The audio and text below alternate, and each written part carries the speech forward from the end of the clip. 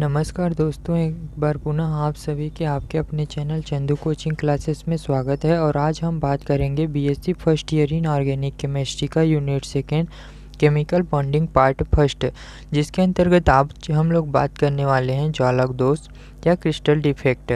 तो crystal defect जानने से पहले हमको आदर्श क्रिस्टल क्या होता है इसे जानना होगा। तो चलिए जानते हैं कि आदर्श क्रिस्टल क्या होता है। कि ठोस क्रिस्टल में आयन एक निश्चित क्रम में क्रमबद्ध रहते हैं। संपूर्ण क्रिस्टल में यह व्यवस्था समान रूप से रहते हैं। इस प्रकार के क्रिस्टल को आदर्श क्रिस्टल कहलाता है, अर्थात ऐसा क्रिस्टल जिसमें व्यवस्था समान रूप से रहता है आदर्श क्रिस्टल कहलाता है। अथवा हम एक और परिभाषा दे सकते हैं कि वह क्रिस्टल जिसमें किसी भी प्रकार का अव्यवस्था या दोष नहीं होता आदर्श क्रिस्टल कहलाता है। यह अवस्था केवल परम शून्य ताप पर ही संभव है, अर्थात आदर्श क्रिस्टल की व्यवस्था केवल परम शून्य तापमान पर ही संभव है। फिर हम देखते हैं जालक दोष। तो आदर्श क्रिस्टल में पौधे जैसे जैसे तापमान बढ़ाया जाता है तो क्रमबद्ध व्यवस्था से विचलन होने लगता है। इस प्रकार आदर्श क्रिस्टल में विचलन के फलस्वरूप दोष उत्पन्न हो जाता है, अथवा अशुद्धि मिलाने पर भी क्रिस्टल में दोष उत्पन्न हो जाता है। क्रिस्टल जालक में इस प्रकार उत्पन्न दोष क्रिस्टल दोष कहलाता है, अर्थात किसी भी क्रिस्टल जालक में या तो तापमान बढ़ाने पर दोष उत्पन्न होता है या फिर उसमें अशुद्धि मिलाने पर दोष उत्पन्न होता है। तो क्रिस्टल जालक में इस प्रकार से उत्पन्न दोष जालक दोष या क्रिस्टल डिफेक्ट कहलाता है। तो इसके अंतर्गत हम लोग पढ़ने वाले हैं पॉइंट डिफेक्ट, बिंदु दोष। तो बिंदु दोष क्या होता है देखते हैं। क्रिस्टल में अवयवी परमाणु अथवा आयनों की क्रमबद्ध व्यवस्था में दोष उत्पन्न होने को बिंदु दोष कहते हैं, अर्थात कोई भी क्रिस्टल जालक के अवयवी परमाणु में दोष उत्पन्न होने को बिंदु दोष कहते हैं। यह दोष धनायनों अथवा ऋणायनों के अपने उचित स्थान से विचलन होने के कारण उत्पन्न होता है। ये दोष उच्च ताप के कारण आयनों के तापीय कंपनों के फलस्वरूप उत्पन्न होता है, अर्थात जो बिंदु दोष है वह धनायनों अथवा ऋणायनों के उचित स्थान के विचलन के फलस्वरूप उत्पन्न होता है। बिंदु दोष दो प्रकार के होते हैं। जो मोस्ट आईएमपी है, यह एग्जाम में लगभग पूछा ही जाता है। तो बिंदु दोष में दो प्रकार होता है, एक तो होता है शॉटकी दोष और दूसरा होता है फ्रेंकल दोष। तो सबसे पहले हम लोग शॉटकी दोष के बारे में चर्चा करते हैं।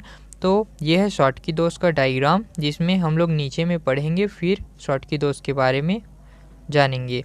जब किसी आयनिक क्रिस्टल में धन आयन तथा ऋण आयन समान संख्या में अपना स्थान छोड़ देते हैं तो आदर्श क्रिस्टल में इस प्रकार उत्पन्न दोष शॉटकी दोष कहलाता है या शॉटकी डिफेक्ट कहते हैं। जैसे ये हमारे पास ये क्रिस्टल जालक है, जिसमें से एक धन आयन A+ और एक ऋण आयन B- जो है अपने स्थान छोड़ देते हैं और छोड़ करके क्रिस्टल जालक से बाहर हो जाते हैं।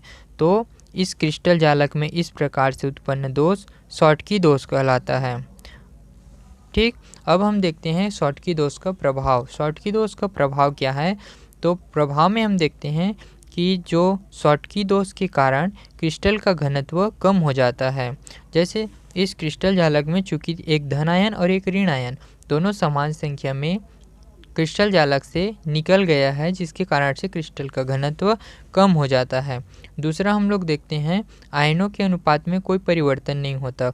आयनों के अनुपात में इसलिए परिवर्तन नहीं होता क्योंकि जितना धन आयन निकलता है उतना ही ऋण आयन निकलता है, इस कारण से या आयनों के अनुपात में कोई परिवर्तन नहीं होता। तीसरा देखते हैं यह विद्युत का कुचालक होता है। इस प्रकार से हम लोगों ने देखा शॉटकी दोष क्या होता है और उसका प्रभाव देखा। अब हम देखते हैं फ्रेंकल डिफेक्ट।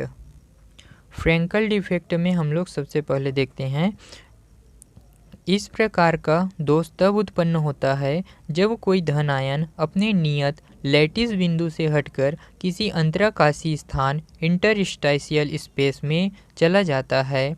ये दोष उन क्रिस्टलों में पाया जाता है जिनमें समन्वय संख्या कम होता है तथा धन आयन का अमाप ऋणायन की तुलना में अधिक होता है, जैसे fight ZnS, AgCl, silver chloride, AgBr, silver bromide, AgI आदि में देखा जा सकता है।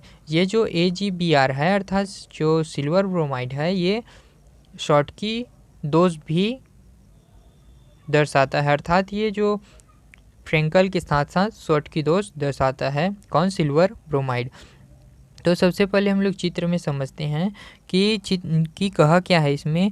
जो क्रिस्टल, ये एक क्रिस्टल जालक है जिसमें धन आयन जो होता है वह अपने नियत स्थान को छोड़कर अंतराकाशीय स्थान में चला जाता है। तो ये जो A+ आयन है उसका स्थान यहाँ पर है, किंतु यह अपने स्थान को छोड़ करके अंतराकाशीय स्थान में चला गया है। इस प्रकार से जो क्रिस्टल में दोष उत्पन्न हुआ है इसे हम लोग कहते हैं फ्रेंकल डिफेक्ट। फिर हम लोग देखते हैं फ्रेंकल डिफेक्ट का प्रभाव क्या होता है। तो फ्रेंकल डिफेक्ट का प्रभाव में देखते हैं, पहला आयनों के अनुपात परिवर्तित हो जाते हैं, दूसरा विद्युत चालक की भांति व्यवहार करने लगता है, और तीसरा घनत्व पर कोई प्रभाव नहीं पड़ता है। इस प्रकार से हम लोगों ने पढ़ा कि जालक दोष क्या होता है। जालक दोष में हम लोगों ने बिंदु दोष के बारे में चर्चा किया, और बिंदु दोष के अंतर्गत हम लोगों ने शॉटकी डिफेक्ट और फ्रेंकल डिफेक्ट के बारे में विस्तृत अध्ययन किया तथा उनके प्रभावों का भी विस्तृत विश्लेषण किया। फिर भी अगर कोई डाउट हो तो कमेंट सेक्शन में कमेंट ज़रूर कीजिएगा। आई होप कि यह वीडियो आपको बहुत ही अच्छे तरीके से समझ में आया होगा, और भी BSc से रिलेटेड वीडियो देखने के लिए हमारे YouTube channel Chandu coaching classes को सब्सक्राइब करें। धन्यवाद।